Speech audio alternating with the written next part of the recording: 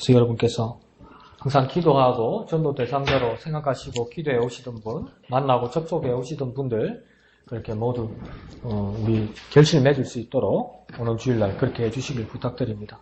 그래서 혹시 그런 말씀을 하시는 분들도 있더라고요. 일리는 있어요. 근데 한번 생각을 해봅시다.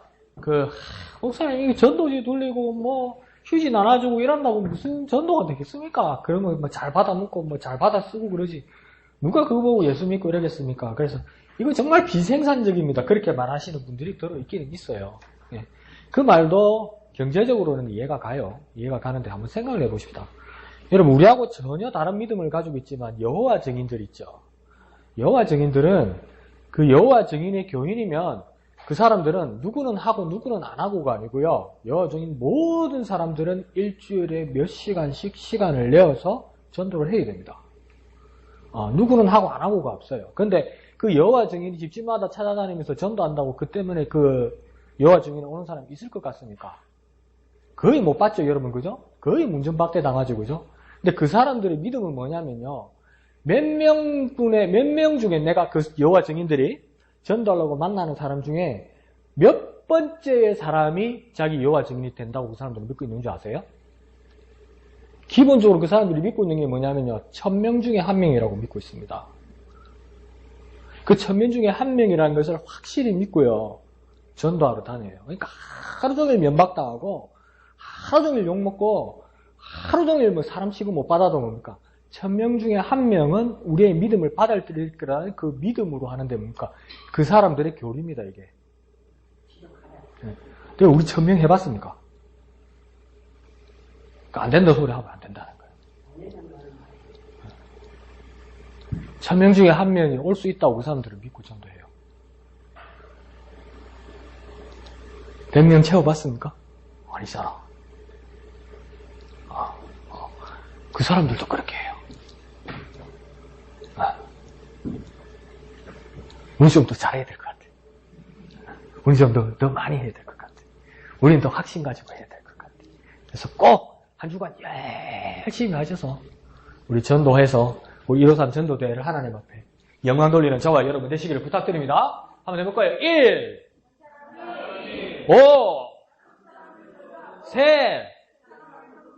그래서 한 사람이 5사람을 전도하고 3사람을 등록시키는 일에 정말 하나님 앞에 긴 쓰임 받을 수 있도록 그렇게 나아가는 저와 여러분 되시기를 부탁드립니다. 그래서 오늘은 전도에 대한 마지막 시간인데요. 이렇게 여러 가지 전도의 방법에 대해서 제가 여러분에게 말씀드렸지만 저와 여러분이 가장 어려움에 봉착하는 모습 중에 하나는 뭐냐면 이렇게 준비를 했는데도 목사님 그거 소용 무섭디다. 처음에 와서 예수를 그렇게 잘 믿는다고 하더니 그냥 다 시험 들고 다 그냥 다른 데로 가버리고 다 믿음 포기해버리고 나중에 의심이 생긴다고 그런 사람들이 정말 많잖아요. 처음에는 궁금하고 처음에는 갈증이 있고 처음에는 추구하고 싶은 거 있고 그래서 공을 들여서 몇 주 교회를 데리고 왔는데 어느 순간에 믿지 못하겠다고 이야기하고 그것이 의심이 간다고 이야기하고 그런 사람들이 얼마나 많습니까? 그러면 거기에 대한 변명이 우리에게 있어야 된다는 겁니다. 거기에 대한 확실한 이유를 우리가 말씀에 근거해서 해야 된다는 겁니다. 그러니까 어떤 사람이 날 잘 따라와서 예비생활 잘 하다가 교회 안 오니까 내가 네 그럴 줄 알았다. 그게 무슨 변명입니까? 말씀을 따라 이 사람을 설득하고 당신에게 이런 일이 있을 수 있다. 분명히 이런 시험의 시기가 분명히 올 것이다. 이런 부분에 대해서 미리 설명을 하고 그 사람들에게 또 믿음으로 이끌어 줄 수 있도록 그 일이 우리에게 필요하다는 겁니다. 그걸 뭐라고 이야기하냐면 변명이라고 이야기합니다. 구차한 변명 이런 거 말고요. 그 이유를 설명해 주는가. 왜 이런 시험이 오고 왜 이렇게 믿음이 희미해져 가고 내가 전도한 사람이 그런 일이 생길까. 거의 다 온 것 같은데 다음 주에 곧 올 것 같은데 이번 주 한 수요일 만나니까 못 가겠다 막 이런 사람들. 다음 달에 가겠다. 내년에 가겠다. 이런 사람들에게 무엇을 말해 주어야 할까? 근데 제일 먼저 필요한 게 저와 여러분에게 뭔지 아십니까? 실망하지 않고 기술과 인내심이 필요합니다. 뭐가 필요하다고요? 기술과 인내심이 필요합니다. 인내해야 됩니다. 포기하지 말아야 됩니다. 그리고 뭐가 필요하냐면 기술이 필요합니다. 기술은 무엇이겠습니까? 말씀에 대한 똑바로 설명할 수 있는 설득력이 있어야 됩니다. 안 되면 화내고 저도 중학교 때 그랬어요. 한 번에 쉬는 시간 10분 만에 30명이 교회로 오겠다는 거야. 그런데 정작 교회를 데리고 간 사람이 10명이 안 됐어요. 지금 생각하면 엄청난 거잖아요. 그죠? 근데 그 안 온 애를 그 다음 줄 가서 그렇게 괴롭혔네, 내가. 괴롭힌 이유는 뭡니까? 내가 화가 나는 거야. 그 친구가 못 받아들이니까 화가 나는 거예요. 네. 그렇게 하면 안 된다는 겁니다. 기술이 필요하다는 겁니다. 그 부분에 대해서 한번 이야기해 보겠습니다. 그러면 이 사람이 왜 예수님을 믿지 않기로 또 의심이 가는 마음을 가질까? 네 가지 요소가 있는데 첫 번째는 그 사람이 의심하기 때문입니다. 두 번째는요, 자존심 때문입니다. 세 번째는요, 죄 때문입니다. 네 번째는요, 두려움 때문입니다. 다시 설명드리면요, 첫 번째는 그 사람에게 의심이 왔기 때문입니다. 두 번째는요, 그 사람이 자존심 때문입니다. 세 번째는요, 죄 때문입니다. 네 번째는요, 두려움 때문입니다. 이 사람에게 이 네 가지 문제가 있기 때문에 지금 믿음이 흔들린다는 것을 우리가 파악해야지. 와 그러노, 오기로 해놓고 와 그러노, 예수 믿는다 그래놓고 와 흔들리노. 그 성질만 내면 뭡니까? 사람끼리 마음만 상하고 나도 실망스럽고 그 사람은 지금 있는 교회는 다시는 안 간다 막 이래 되는 겁니다. 그러면 자, 의심에 대해서 먼저 이야기해 보겠습니다. 이 사람을 전도하면서 하나님의 존재에 대해서 이야기도 했고, 성경이 정말 믿을 만한 것이라고 이야기했고, 예수 그리스도는 곧 하나님의 아들이라고 이야기도 했고, 그래서 여러 진리들을 이야기했습니다. 그런데 친구가 어느 순간 그것을 받아들이지 않을 수도 있습니다. 근데 여기서 가장 조심해야 될 건 뭐냐면 논쟁을 피해야 됩니다. 쉽게 말하면 뭡니까? 말싸움을 피해야 됩니다. 더 이야기해 볼까요? 내가 이 사람하고 말싸움에서 이겼다고 칩시다. 이 사람이 막 믿음에 대해서 반박을 해서 내가 말싸움에서 이겼다고 칩시다. 이겼다고 쳤을 때 상대는 뭐라고 생각할까요? 아, 저게 진리구나. 그렇게 생각 안 해요. 여러분 입장 바꿔놓고 생각해 보세요. 나는 일이 옳다고 그랬고 집사람이 이가 옳다고 그랬어요. 그래서 뭡니까? 집사람은 여전히 이가 옳다고 믿어요. 나는 근데 여전히 일이에요. 근데 막 집사람이 내가 강 목사가 말을 잘해가지고 이걸 막 고집스럽게 막 나름대로 막 설명해가지고 일이 이겼어. 그러면 집사님 마음에 일이 맞는가? 그렇게 생각 안 해요. 내가 오늘 졌다고 생각해요. 저게 진리다고 아무도 안 믿어요. 그와 마찬가지예요.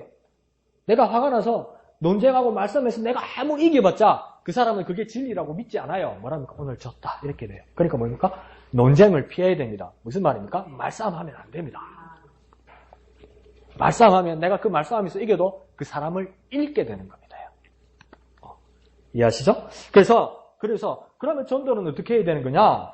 뭐 황망한 말씀 같겠지만 인간의 이성이 아니라 하나님의 계시로 말미암아 가능하다고 고린도전서 1장 21절은 이렇게 말씀하고 있습니다. 하나님의 지혜에 있어서는 이 세상이 자기 지혜로 하나님을 알지 못하므로 하나님께서 전도에 미련한 것으로 믿는 자를 구원하시기를 기뻐하셨도다. 다시 상반절을 먼저 생각하면 이 세상은 자기 지혜로 하나님을 알지 못해요. 세상이 자기 지혜로 하나님을 알 수 있을 것 같아요? 알 수가 없어요. 근데 세상이 바라볼 때 전도는 정말 미련한 거라. 세상이 바라볼 때 정말 전도는 미련한 거라. 세상 말로 이 찌라시를 들고 누가 예수 믿겠냐고요. 정말 미련한 거라. 근데 왜 우리는 전도지를 들고 전도를 나갈 수밖에 없냐면 세상이 미련한 것이라고 말할지라도 세상의 방법으로는 하나님을 이해할 수 없기 때문에 세상의 눈으로 볼 때 이것이 미련한 기라 말할지라도 하나님의 방법은 이거라고요. 그런데 예수 믿는 예수쟁이가 이 전도지 돌리는 방법이 미련하다고 이야기하면 세상에 속한 거라고요, 이게. 세상에 속한 거라고요, 그건요.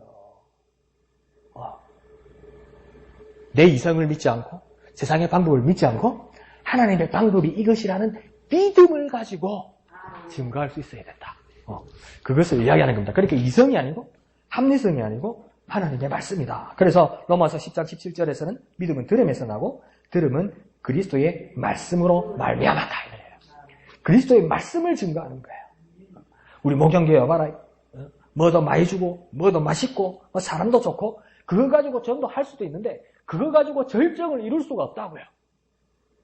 우리가 전할 수 있는 말의 가장 궁극적인 건 뭡니까? 그리스도의 말씀이라는 겁니다. 행복하십시오. 맞지요? 근데 그리스도 안에서 행복이라는 것을 정확하게 말해줄 수 있어야 된다는 거예요. 그 다음에 그러면 왜 이 사람이 의심하게 될까 할 때 우리는 그 사람에 대해서 그 사람의 순수성을 한번 테스트해 보는 것이 좋습니다.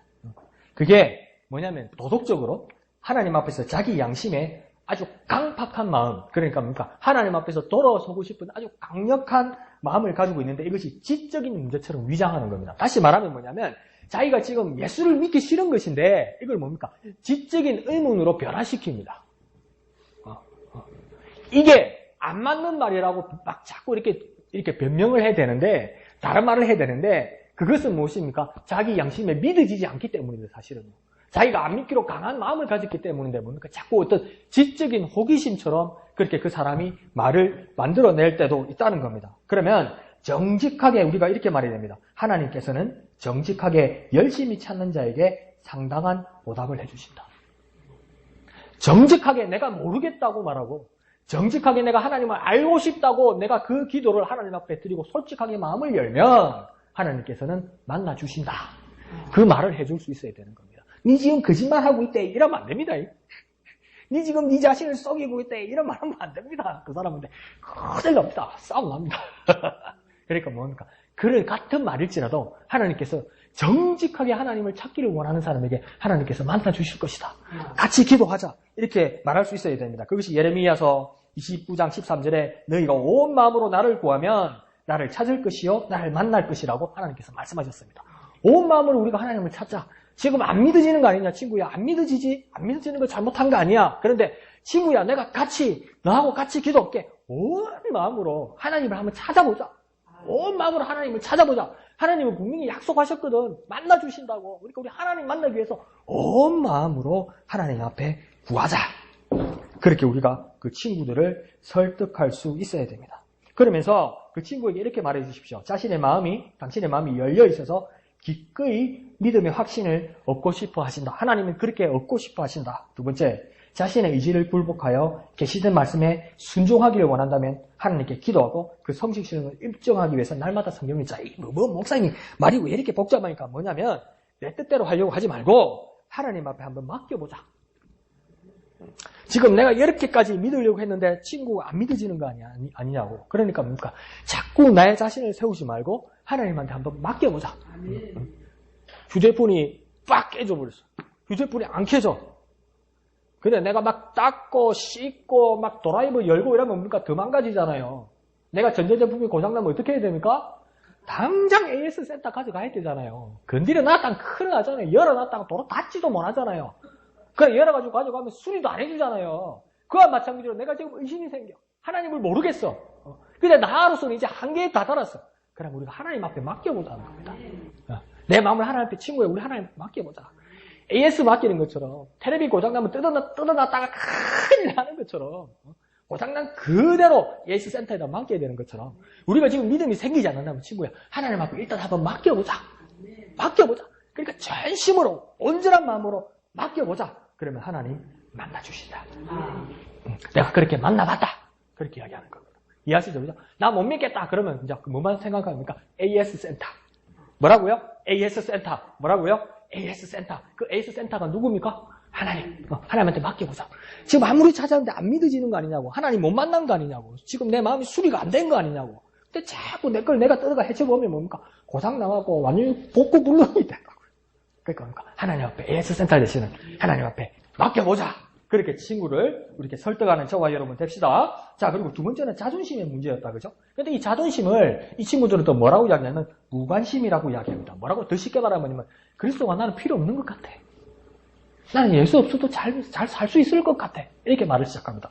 정말 실망스럽죠. 정말 그렇게 공을 들이는데 이 친구가 나한테 결론적으로 하는 말이 난 예수가 없어도 살 수 있을 것 같아. 굳이 예수가 필요하지 않은 것 같아. 그렇게 친구가 말할 수도 있습니다. 그런데 이 문제가 뭐냐면 사실은 무관심이라고 말할 수 있지만 자존심 문제입니다. 자존심. 내 자존심에 하나님이 허락되지 않는다고 이야기하는 겁니다. 그리고 두 번째 문제는 뭐냐면 죄의 심각성을 깨닫지 못하기 때문입니다. 내 속에 죄가 있다는 것을 그 심각함을 깨닫지 못하기 때문에 하나님 앞에 무관심해서 하나님 없어도 살 수 있을 것만 같다는 겁니다. 그러니까 왜 하나님 없어도 살 수 있을 것만 같다고 생각하는 겁니까? 죄에 대한 심각성을 깨닫지 못하기 때문입니다. 그러면 이 친구에게 뭘 말해줘야 되나? 나 죄 심각하지 않아. 그리고 나 그냥 혼자 살 수 있을 것 같아. 하나님이 필요하지 않아. 이럴 때 저와 여러분이 가지고 있을 때 여러 말씀들인데 내가 한번 설명을 드려볼게요. 첫 번째 출애굽기 3장에 모세가 하나님을 만나게 됩니다. 뭡니까? 가시떨기 나무에 불이 붙었는데 이게 타가 없어지지가 않아. 그래서 어떡합니까? 그 가까이 가니까 하나님 뭐랍니까? 내 발에서 신을 벗어라. 네가 선 곳은 거룩한 곳이다. 이렇게 이야기하잖아요. 그럼 우리가 뭐라고 했습니까? 이거 불이 붙었네? 지금 뭐야? 타지도 않고. 이렇게 가가지고 뭡니까? 네 발에 신을 벗어라. 그러면 뭡니까? 누구 물어보라? 누구 뭐라? 내 하나님이다. 신발 벗어라. 그러면 우리 신발 벗고 말겠지요. 그죠? 근데 모세는 어떻게 했냐면요. 하나님을 만나게 되니까, 그러니까 모세가 하나님 배웠기를 두려워하며 얼굴을 가렸다. 이렇게 얘기합니다. 모세가 왜 하나님 배웠기를 두려워했을까요? 하나님, 거룩하신 하나님 앞에 죄인인 자기를 깨닫는 겁니다. 정말 우리가 하나님을 만난다면 모세처럼 하나님 앞에 죄인임을 깨닫고 얼굴을 가리고 하나님을 두려워하는 마음을 가진다는 겁니다.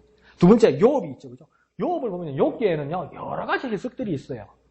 그래서 그러니까 엘리바스, 빌닷, 소발이는 세 친구와 계속 쟁론을 하게 되고, 그러다 보면 동방의 의인이라고 하나님의 인정을 받았던 욥도 나중에 어떻게 합니까? 처음에는 하나님의 인정도 받고 사단 앞에서 하나님께서 변화하시기도 하는데 누가 자꾸 지이고 자꾸 힘들고 그래서 내가 이겨내려고 하는데 친구가 일주일만 딱 울어주더니 어떡합니까? 8일째 되는 날부터 욕하기 시작합니다. 7일도 참 좋은 친구야. 내 친구는 1시간도 안 들어줄 것 같아. 우리 교회에 시험이 있고 어려움이 있다고 뭐 이런 이야기를 하면 특히 내 뒤꿈치를 잡는 친구들은 뭐냐면 내 동기들이 그럽니다. 어째 그래 판단을 잘하는지. 내 목회 현장을 와서 보지도 않았는데, 내 사역 현장을 와서 보지도 않았는데 저를 얼마나 판단을 잘하는지. 그래서 저도 마음이 열려야 되는데 사모님처럼 좀 말씀하신 것처럼 내가 죽어야 되는데 그런 놈은 절대 안 만납니다. 그 다음 날부터는. 그러면 안 되는데 만나고 이래야 되는데 사모님 말씀하신 것처럼 그때도 목사님 죽어야 돼요. 그때도 그래서 친구하고 죽어 있어야 돼요. 이런 말씀하시는데 저 그걸 아직도 잘 못해요. 그 절대 안 만납니다.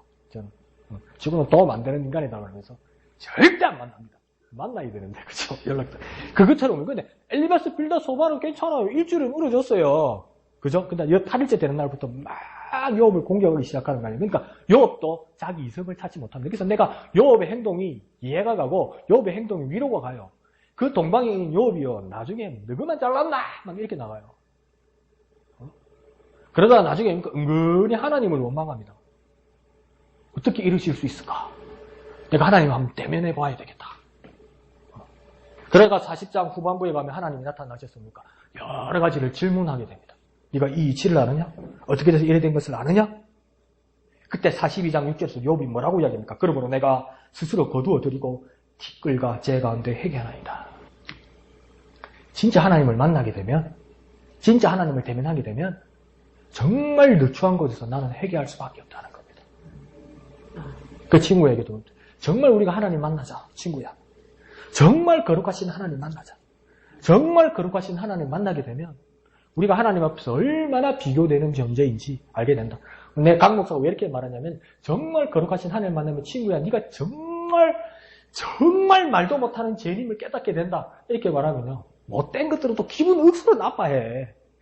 그게 진리인데. 그러니까 뭐합니까? 친구야 정말 거룩하신 하나님 만나면 우리가 하나님하고 얼마나 차이 있는지 모른다. 친구야. 일단 그렇게 말해주세요. 그리고 나 자신을 넣는 거예요. 내가 정말 거룩하신 하나님을 처음 만났을 때 내가 얼마나 흉악한 죄인인지 그때 내가 깨달았다. 친구야. 니도 그렇다 그러지 말고 지가 하나님 만나면 자기 입으로 죄인이라고 그럴 거예요. 근데 욥도 뭡니까? 하나님 앞에서 그렇게 했다는 겁니다. 이사야서의 6장에 보면 이사야가 성전에서 하나님을 만나게 됩니다. 그때 이사야가 말하니까 야, 나 하나님 받아 이러잖아. 보통 우리 그렇잖아요. 그렇게 기도하는 분도 있다고 그러면 하나님! 내 이 평생에 단 한 번만 하나님 얼굴 한 번만 보게 해주십시오. 내가 하나님 얼굴 한 번만 보고 하나님 목소리 한 번만 들으면 내가 절대 하나님 배반하지 않고 내가 일평생 믿음 지키겠습니다. 그렇게 기도하는 분이 참 많더라고요. 여러분도 그런 기도 하십니까? 그 소원 이루어주시길 바랍니다. 그것도 뭔데 봤다는 사람이 들었다는 사람이 먼저 넘어지더라고요. 이상하게 봤다는 사람이 들었다는 사람이 먼저 넘어지더라고요. 그리고 봤다는 사람이 들었다는 사람이 갔다 왔다는 사람이 더 이상해지더라고요. 뭐가 이상하게. 그러고 맨날 집회 나가가지고 이제 뭐합니까? 하나님을 봤는데 하나님 음성을 들었는데 갔다 왔는데 이러면 뭡니까? 나는 최고고 너희는 아무것도 아니라고 그렇게 설교하고 있더라고요. 나는 갔다 왔어. 당신들은 못 갔다 왔지? 너희들 다 죽어. 그러더라고요. 이대로 살면 니네들 다 죽어. 이러더라고요. 이사야가요. 거룩하신 하나님의 천사들을 보았어요. 근데 이사야가 뭐라고 그럽니까? 나 하나님 봤어. 나 하나님의 천사 봤어. 거룩하신 하나님 봤어. 그렇게 이야기합니까? 이사야가 6장에서 뭐라고 이야기합니까? 화로다 나여 망하게 되었도다. 나 입술이 부족한 사람, 부정한 사람이요. 나는 입술이 부정한 백성 중에 거주하면서 만군의 여호와이신 왕을 배웠음이로다. 내가 하나님을 배웠는데 나는 망하게 되었다고 이야기해요. 왜 이사야는 그렇게 이야기합니까? 여러분에게 한번 물어봅시다. 그 거룩하신 하나님을 만났는데 이사야는 왜 자기가 망합니까? 하나님 만났는데 왜 자기가 망합니까? 하나님이 영광을 보면 망합니까? 근데 우리 하나님 앞에 영광 돌리잖아요. 이상하죠, 그죠? 네, 그렇죠. 정말 거룩하신 하나님 앞에 자기가 딱 쓰니까 자기는 엄청나게 문제 많은 사람이고 죄 많은 사람이 이걸 깨닫니까 하나님 앞에 서 있을 자리가 아닌데 내가 서버렸잖아요. 그럼 죽는다고 생각한 거예요. 그러면 멸망당한다고 생각한 거예요. 그런데 대한민국의 세계 어느 교회 사람들이 하늘나라 갔다 왔다고 그러고 지옥 보고 왔다고 그러고 들었다고 그러고 봤다고 그러는데 왜 그렇게 떳떳하냐고요. 뭐가 잘못된 거 아닙니까? 성경은 확 째버리든지 요한 사이사이 있잖아요. 정말 하나님 만나면 내가 죄인인 걸 압니다. 내가 부족한 걸 압니다. 그걸 설명을 잘 해주시라고요. 그걸 설명을 잘 해주시라고. 그 다음 다니엘서에 보면 다니엘이 그렇게 기도했는데 새 1회 동안 10장에 보면 새 1회 동안 기도했다고 합니다. 새 1회니까 3, 7이 21, 21일 동안 그렇게 기도했습니다. 하나님 응답해달라고 21일 동안 그렇게 기도했어요. 그래서 하나님이 환상 중에 나타나서 여러 가지 징조에 대해서 이야기를 해주고 있습니다. 그럼 우리는 어떻게 하겠습니까? 막 받아 적고 막 요즘 같으면 막 카메라로 찍고 막 녹음하고 막 난리 날 거 아닙니까? 그래가지고 이야 이거면 나는 이제 먹고 산다. 대한민국 전체 교회를 돌아다니고 일주일에 한 번씩 집회만 해도 난 먹고 살겠다. 그걸 가르쳐 주는 사람이 있긴 있더라고요. 그러면서 저보고 특기를 만들어라고 그러더라고요. 어떤 분이. 그런데 다니엘은 10장 9절에 보면 10장 8절 9절에 보면 뭐라고 이야기하냐면 그러므로 나만 홀로 있어서 나 다니엘만 홀로 있어서 그 환상을 볼 때에 내 몸에 힘이 빠졌고 나의 아름다운 빛이 변하여 썩은 듯하였고 나의 힘은 다 없어졌으니 내가 그의 음성을 들었는데 그의 음성을 들을 때에 내가 얼굴이 땅에 대고 깊이 잠들었는다. 죽은 사람처럼 됐다는 겁니다. 얼마나 다니엘이 영적으로 민감한지 거룩하신 하나님의 환상과 하나님의 뜻을 다 들었는데 뭡니까? 그것 때문에 충격받아서 깊이 잠들었다는 거예요. 죽은 사람같이 되었다는 거예요. 거룩하신 하나님 앞에 하나님을 만나는 자는 그런 모습이 일어난다는 겁니다. 그 다음 사도행전 9장에 보면 이제 바울이 그 다메섹에서 주님을 만난 그 경험이 나오죠. 그러면서 그 끝에 뭐라고 이야기합니까? 집가라라는 곳에서 가서 너 대기하고 있어 이렇게 이야기하잖아요. 그러면서 아나니아가 나중에 나타날 거 아니에요. 그런데 그 사흘 동안 어떤 일이 있었냐면 사울이 땅에서 일어나 눈은 떴으나 아무것도 보지 못하고 사람의 손에 끌려 다메섹으로 들어가서 사흘 동안 보지도 못하고 먹지도 못하고 마시지도 아니하니라. 사흘 동안 아무것도 못 먹고 물 한 모금 마시지도 못하고 가만히 죽은 듯이 있었대요. 왜 그랬겠습니까? 정말 충격받은 거예요. 우리 하나님 말씀에 충격이 없어. 그러니까 하나님 말씀이 너무 풍부하다 보니까 충격이 없는 거야. 그러니까 내가 그렇게 변화되어야 돼요. 하나님 말씀 앞에 왔을 때 정말 충격으로 받아들이고 그 충격이 내가 전도하는 사람에게 영향을 받을 수 있도록 영향을 미칠 수 있도록 하나님 말씀을 정말 귀하게 여겨야만 하는 겁니다.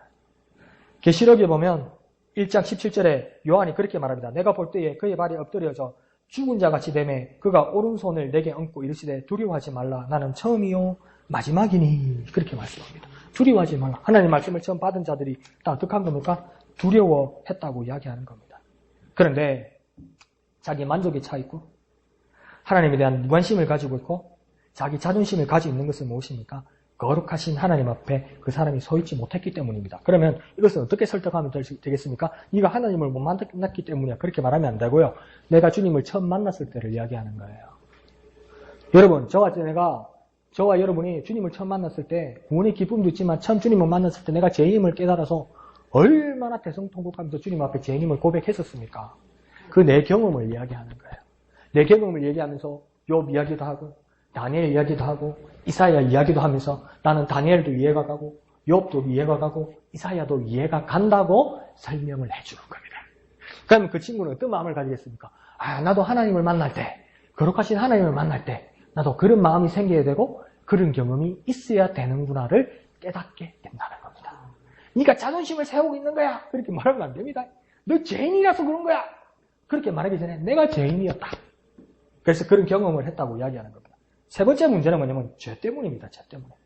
그리스도인이 되려면 자기가 포기해야 할 것이 너무 많기 때문에 그렇게 할 수 없다고 솔직히 시인하는 겁니다. 그러니까 무슨 말이냐면 예수 믿으면 하면 안 되는 게 너무 많다는 거예요. 가지 말아야 할 것도 너무 많다는 거예요.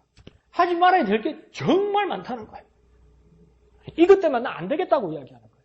삶의 제약을 너무 많이 받는다고 이야기하는 거예요. 그때 우리는 뭐라고 이야기하겠습니까? 정리작업이 필요한 거죠. 하나님 앞에 바로 서는 사람이라면 정리작업이 필요하다고 이야기해야만 하는 겁니다. 그래서 그리스도께서 우리에게 포기하게 하시는 것이 분명히 있습니다. 포기하게 하시는 게 있어요. 우리가 주님 알기 전에 살아가는 모습과 다르게 포기하기를 원하시는 것들이 있어요. 근데 그 포기해야 되는 게 나한테 이익이 오거나 나한테 즐거움이 하거나 나한테 유익이 오는 그런 것을 포기하라고 주님께서 말씀하시는 것이 아니라 이것을 그대로 쥐고 있으면 네 삶을 망치게 된다고 이야기하는 겁니다. 이걸 그대로 쥐고 있으면 네 삶을 망치기 때문에 네 삶을 망치게 될 이것을 포기하라고 주님께서 말씀하시는 겁니다. 그러니까 우리가 친구에게 어떻게 말할 수 있냐면 이걸 그대로 쥐고 있으면 내 삶을 망칠 수 있기 때문에 네가 금이야 오기야 아끼는 것을 하나님이 포기하라고 말씀하시는 것이 아니라 이것을 모르고 그대로 쥐고 있으면 우리에게 정말 큰 화가 오는 것이기 때문에 주님께서 이것을 포기하라고 말씀하십니다. 난 내 몸속에 뭐가 있는지 모르잖아요. 검사하지 않으면 모르잖아요. 근데 어느 날 내가 내 몸속에서 암을 키우고 있더란 말이죠. 근데 모르고 있었어요. 근데 어떤 사람이라면 아이고 내 몸속에 이거 있는데 이것도 내 몸의 일부인데 내가 데리고 키울랍니다. 이러면 어떡합니까? 나 죽어요. 암세포를 그대로 데리고 있으면 죽어요. 이게 내 몸의 일부인데 나하고 있어야지 이러면 뭡니까? 난 죽어요. 그러니까 어떡합니까? 내가 살기 위해서 내게 있는 것을 포기해야 된다는 겁니다. 이것을 버려야 된다는 겁니다. 내가 살기 위해서 내게 있는 것을 버려야 한다. 이렇게 말하는 것이 중요하다는 겁니다. 그리고 또한 죄를 포기함으로 얻을 수 있는 보상이 정말 크다. 내가 버려야 하는 것 때문에 버린 걸로 손해보는 것이 아니라 내게 있는 죄나 주고 마땅한 이것을 내가 포기함으로써 주님이 주시는 보상이 정말 크다. 보상이 정말 크다. 뭐라고요? 보상이 정말 크다. 한번 어떻게 정리를 한번 해볼까요? 죄를 포기하고 보상을 갖는다. 보상을 얻는다. 한번 이렇게 생각해 볼까요? 죄는 버리고 보상은 얻는다. 한번 해볼까요? 죄는 버리고 보상은 얻는다. 죄는 버리고 보상은 얻는다. 그래서 우리가 버리는 것은 죄다. 내가 손해보는 것이 아니다. 친구에게 그렇게 말씀해 줄 수 있어야 됩니다. 그러면 이 죄라는 것이 도대체 뭐냐? 우리 죄가 얼마나 흉악하면 하나님이 아들이 죽어야 했는가 생각해봐요. 나 죄인입니다. 미안합니다. 이걸로 해결되지가 않았다는 거예요. 거룩하신 하나님 앞에 서 있을 때 우와 내가 정말 죄인이네. 내가 정말 거룩하지 못한 사람이네. 내가 하나님하고 정말 차이가 정말 나는 사람이네. 나 죄인입니다. 하나님 미안합니다. 이거 가지고 해결이 안 된다고요. 제가요. 이 내 죄는 어떻게 해결되는 겁니까? 하나님의 아들이 죽어야 할 만큼 심각한 겁니다요. 죄의 싹은 사망이라고 그러잖아요. 내 죄의 대가는 뭐냐면 내가 죽어야 돼요. 그럼 내가 죽고 나면 어떻게 돼요? 아무것도 없어요. 그냥 그게 멸망이에요.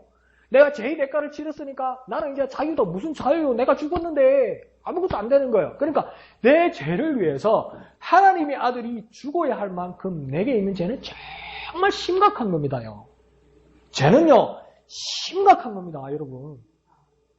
죄는 정말 심각한 겁니다. 그 심각한 죄를 해결하기 위해서 하나님의 아들이 대신 죽은 겁니다요. 나를 위해서요. 내 죄를 위해서요. 이것을 인지시켜줘야 됩니다, 친구예요. 이해하시죠? 죄는 정말 심각한 겁니다. 한번 해볼까요? 죄는 심각한 거다. 죄는 심각한 거다. 그러면 또 뭡니까? 이것만 기억하고, 아이고, 큰일 났네. 이걸 어쩌노. 그렇게 생각하면 안 되고, 이 심각한 죄를 하나님의 아들께서 대신 해결해 주셨다. 그리스도 예수께서 대신 해결해 주셨다. 그래서 우리는 뭡니까? 주님께로 나아가야 된다. 우리 죄가 해결되기 위해서는 주님께로 나아갈 수밖에 없다는 것을 친구에게 인지시켜줘야 됩니다. 마지막으로 네 번째는 무엇입니까? 두려움입니다. 어떤 두려움이 있을까요? 내가 예수 믿는 것 때문에 어떤 두려움이 사람들은 가지고 있을까요? 여러분, 전도지를 가지고 나가면 두려움이 앞설 때도 있죠. 왜 두렵습니까? 부끄러워하기 때문입니다. 왜 부끄러워합니까? 남에게 밝히는 게 싫기 때문입니다. 밝히면 대우를 받으면 좋은데 밝히면 관세를 받더라는 거예요. 밝히면 무시당하더라는 거예요. 아직도 예수 믿고 있냐고 그러더라는 거예요. 이 세상에 아직도 예수쟁이냐고 그렇게 말하더라는 거예요. 그게 두렵더라는 거죠. 그러니까 뭡니까? 전도하기 싫은 거예요. 그러니까 내가 전도한 사람도 뭡니까? 예수 믿는 사람이라고 말하기 싫은 거예요. 왜요? 두려워서. 세상에서 따돌림 받을까 봐 두려워서. 그 두려움을 어떻게 해결해 주어야 하느냐? 자신이 그리스도께 나오면 담대하게 그 사실을 시인하는 것이 두렵다고 말할 때 히브리서 12장 3절에서는 뭐라고 이야기하냐면 참으신 자를 생각하라. 참으신 자를 생각하라. 그 굴욕과 그 두려움과 그 굴욕을 참으신 자를 깊이 생각하라. 그 참으신 자가 누구입니까? 예수 그리스도라는 겁니다. 그분께서 우리를 위하여 죽기까지 부끄러워하지 않으셨는데 우리가 그분을 위해서 어떻게 부끄러워할 수 있냐는 겁니다. 그분은 자기 죄 때문에 죽은 게 아니잖아요. 우리를 위해서 죽으신 거잖아요. 근데 그걸 부끄러워하지 않았어요. 그분은 나를 위해서 죽으셨는데 부끄러워하지 않으셨어요. 근데 나를 위해 죽으신 그분을 내가 어떻게 부끄러워할 수 있냐는 거예요. 세상 말로 그러면 배은망덕한 거죠. 은혜에 대해서 헛된 짓을 한다는 거죠. 나쁜 짓을 한다는 거죠. 저스틴 마터 맞나? 저스틴이라는 그 초대교회에 목회자가 있었습니다. 이 저스틴에게 아주 훌륭한 또 신학자이고 아주 훌륭한 목회자였고 그래서 모든 사람들에게 존경을 받았고 심지어 뭡니까? 예수님을 모르는 사람들에게도 아주 존경을 받았던 사람이 이 저스틴이라는 사람입니다. 근데 이 저스틴이 나중에 그 로마 정부가 이제 모든 그리스도인들을 박해하고 처형하기 위해서 저스틴도 이제 잡아오게 됩니다. 근데 저스틴에게 뭐라고 이 집행자 관리가 말하냐면 한 번만 부인해라. 한 번만 부인해라, 예수를. 한 번만 부인하면 이 두려운 자리를 내가 면하게 해주고 내가 다 있겠다. 당신 살려주겠다. 그렇게 얘기했어요. 그러면 저거 여러분 어떻게 하겠습니까? 한 번만 부인해라. 맞죠? 김홍선 집사님처럼 절대 부인하면 안 됩니다. 주님, 그죠? 절대 부인하면 안 돼요. 근데 베드로도 부인하더라는 거지. 문제는. 그러니까 우리는 뭡니까? 부인할 가능성이 있다, 없다? 아주 많다는 겁니다. 아주 많다는 겁니다. 다치면 예. 손가락 하나만 딱 얽히도 막. 은자는 막 손목대기 차리다 이러면 막, 아이고, 만나 예수님 모릅니다. 막, 딱 1판. 그게 얼마나 두려운 자리입니까? 그러니까 저스틴 마터 저스틴이 그렇게 이야기합니다. 잘 생각해봐라, 이러는 거예요. 지금 자기를 죽이려는 로마 관리에게 뭐라고 이야기하냐면, 저스틴이 잡혀와서 묶여서 말하면, 잘 생각해봐라, 이렇게 얘기하는 거예요. 뭘? 이러니까. 봐봐, 나는 예수님을 알았어. 나는 예수님을 안으로, 예수님은 나를 단 한 번도 배신하신 적이 없어. 예수님은 단 한 번도 나에게서 고개를 돌리신 적이 없어. 그런데 바레인, 내가 그럴 수 있다고 생각하나? 예수님은 단 한 번도 나를 배신한 적이 없는데 내가 그럴 수 있다고 너는 생각하니? 이렇게 하죠. 어떻게 될게요? 주님께서 오셔서 결박을 푸시고 아니 죽었어요. 순교당했어요. 그런 모습이 어디에서 나타나는 겁니까? 두려움을 이기는 예수 그리스도께서 함께 하시는 능력으로 일어나는 겁니다. 그런 믿음을 가질 수 있도록 친구를 위해서 독려하고 그를 설득할 수 있는 우리가 되어야 됩니다. 그리스도께서 단 한 번도 우리를 배신하지 않으셨습니다. 그러므로 나도 주님을 배신할 수 없다는 그 믿음의 고백을 날마다 하면서 주님께 힘을 달라고 기도하십시오. 자, 이것이 4가지까지 나온 거고요. 결론적으로 말하면 그 예수님을 믿게 된 사람도 예수님을 증거하는 우리도 가져야 할 3가지가 있는데 첫 번째는 뭐냐면요. 성경에 능수능란해야 됩니다. 아주 성경에 대해서 잘 알아야 됩니다. 그런데 뭡니까? 성경 어디 몇 장 몇 절 하면 한번 찾아가지고 담임 목사님 마음은 뭡니까? 주제를 하나를 가지고 성경을 몇 구절 찾고 싶은데 설교가 안 돼. 한 번 찾는데 5분 10분이 걸리니까 설교가 안 돼. 그래서 내가 창세기 출애굽기 한번 부르자고 그러는 거예요. 근데 뭡니까? 예수 믿는 사람은 성경에 능수능란해야 됩니다. 스펄전은 뭐라고 이야기하냐면 바느질에 능숙한 가정주부처럼 자기 장부에 통달한 상인처럼 자기 배에 익숙한 선원처럼 우리는 성경에 정통해야 된다. 가정주부면 바느질을 잘하는 것이 당연한 것이고 상인이면 자기 장부를 잘 쓰는 것이 당연한 것이고 선원이라면 자기 배에 익숙해서 배를 잘 항해하는 것처럼 정말 그리스도인이라면 성경에 아주 능수능란해야 한다는 겁니다. 성경에 아주 막 나이브하고 성경에 대해서 잘 모르고 그러면 안 됩니다, 여러분. 아이고, 예수 믿으면 됐지. 신천지가 그러잖아요. 예수 믿으면 됐지. 그것 때문에 당신들은 안 된다고 이야기해요, 우리한테. 알지도 못하는데 뭘 믿냐고 이야기해요. 그런데 뭘 믿고 뭘 행하겠냐고 이야기하는 거예요. 그러니까 우리는 성경에 능수능란해야 됩니다. 두 번째는요, 자기 경험으로부터 배워야 합니다. 이게 무슨 말이냐면 과거의 실수로부터 우리는 배우자는 겁니다. 우리가 전도하니까 이렇게 하면 안 됩니다. 앞으로는 이렇게 해야 됩니다. 이런 것들 있죠. 그런 것들을 내가 잘 정리되어 있어야 됩니다. 똑같은 실수를 계속해서 보면서는 안 됩니다. 내가 이렇게 해서 실수했던 것, 잘못했던 것, 이것들을 뭡니까? 교훈으로 만들어내야 됩니다. 그와 더불어 내 경험만 가지고는 안 되는 겁니다. 다른 사람이 경험한 것들을 같이 나누면서 잘 배워서 복음을 전할 수 있어야 되는 겁니다. 그러니까 나눔이 정말 중요한 거죠. 어떤 방식으로도 모여서 나누는, 말씀을 나누는 게, 또 경험을 나누는 게 정말 중요한 거예요. 내가 알고 있는 거 가지고 전도 못해요. 다 못해요. 다른 사람의 경험을 아주 존중해서 배울 수 있는 모습이 중요한 겁니다. 세 번째는요, 성령께 전적으로 의지해야 되는 겁니다. 나의 약함을 인정하는 사람은 성령을 의지합니다. 오직 그 성령의 능력으로 우리는 복음을 전할 수 있는 것입니다. 그래서 그 성령의 능력을 구해서 하나님의 영, 하나님의 뜻을 따라 복음을 전할 수 있는 우리들이 되어야만 합니다. 목사님 말씀이 내용이 좀 복잡한데요. 그러니까 뭡니까? 시행착오도 많고 우여곡절도 많을 거라는 겁니다. 복음 전하는데. 뜻대로 안 될 거랍니다. 안 될 겁니다. 인생에는 전부 변수 덩어리예요. 내 계획한 대로 된 적 있습니까? 아니에요. 전부 변수예요. 근데 우리가 문제는 뭐냐면요. 변수가 나타나면 아이고 실패다, 이거 잘못됐다고 그냥 뒤로 나자빠지는 거예요. 내가 하나님입니까? 여러분이 하나님입니까? 내 계획한 대로 하나님이 내 뜻을 순종해야 됩니까? 아니요. 우리는 하나님의 뜻을 순종해야 돼요. 그럼 그 변수가요. 잘못된 걸림돌이나 돌뿌리가 아니고요. 그게 하나님의 뜻일 수 있어요. 하나님이 수정해 주시는 하나님의 뜻일 수 있어요. 그러면 극복하고 따라야 돼요. 이거 뜻대로 안 되네. 이게 실패네. 이렇게 말하면 안 되고요. 언제 2015년 한번 가만히 생각해 보십시오. 여러분 뜻대로 되고 뭐 있습니까? 그랬다고 실패했습니까? 그랬다고 망했습니까? 생각해보니까 하나님 다 인도하신 거 아닙니까? 2016년 똑같아요. 그 변수에 대해서 결코 실망하거나 절망하지 말고 하나님께서 이것도 이꾸실 변수라고 생각해서 전도로 나오다 절대 절망하지 말라고요. 이해하시죠? 그리고 큐티 열심히 합시다. 큐티 목사님 말씀하신 대로 오전 예배 마치고 하기가 조금 힘들 수도 있어요. 그러면 내가 최대한 내가 도와드릴 테니까 저녁 예배 때도 내가 10분, 15분을 떼서라도 내가 어떻게든 해드릴 테니까. 어떻게라도 해드릴 테니까. 어떻게든 해드린다는 건 뭡니까? 난 결코 포기 안 한다는 뜻입니다. 주일 저녁에도 꼭 가져오셔야 돼서, 오셔서 큐티 할 수 있도록. 그리고 이제 여러분이 인도하실 수 있도록, 방을. 네? 이제 그 정도는 해야지 3년이 넘었는데. 언제까지 내가 할 거야? 그 대신 나는 결코 큐티를 놓지 않을 것이다. 그래서 주일 저녁에 여러분 거 다 점검할 겁니다. 네? 점검할 겁니다.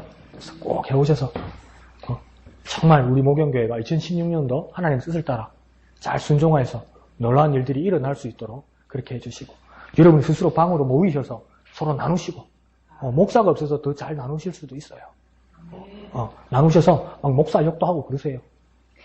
그래서 보고서도 넣고 강 목사 저 따오로 한다만 이런 식으로 쓰고 해도 돼. 저러면 안 된다. 이게 하나님 뜻을 따라 이러면 안 된다. 막 그런 거 있으면 그렇게 하십시오. 네? 하십시오. 그렇게 하셔서 어떻게든 큐티 놓치지 않을 테니까 여러분 그렇게 해주시길 부탁드립니다. 이 시간 기도합시다. 이로선 전도대회에 놀라운 일들이 일어날 수 있도록 주님 역사하여 주시옵소서.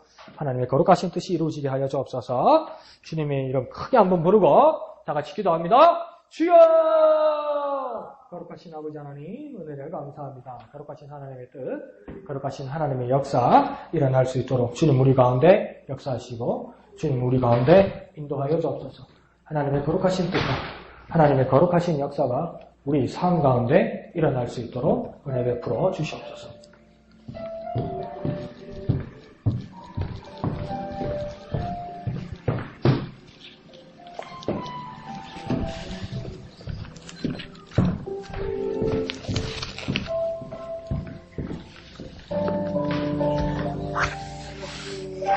찬송가 맨 앞에 주기도문 펴두시고요. 성경책이나 찬송가 맨 앞에 펴두시고요. 제가 기도한 후에 주기도문 다 같이 낭독하면서 예배를 마치겠습니다. 제가 먼저 기도하겠습니다. 하나님 감사합니다.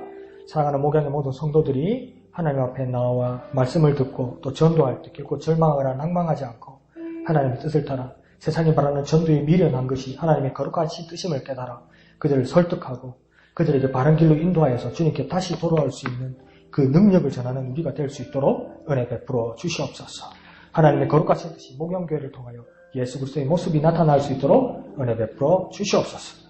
모든 것을 감사드리며 거룩하신 예수님의 이름으로 간절히 기도하옵나이다. 아멘. 주기도문 다 같이 읽겠습니다. 시작. 하늘에 계신 우리 아버지, 아버지의 이름을 거룩하게 하시며 아버지의 나라가 오게 하시며 아버지의 뜻이 하늘에서와 같이 땅에서도 이루어지게 하소서. 오늘 우리에게 일용할 양식을 주시고 우리가 우리에게 잘못한 사람을 용서하여 준 것 같이 우리 죄를 용서하여 주시고 우리를 시험에 빠지지 않게 하시고 악에서 구하소서. 나라와 권능과 영광이 영원히 아버지의 것입니다. 아멘.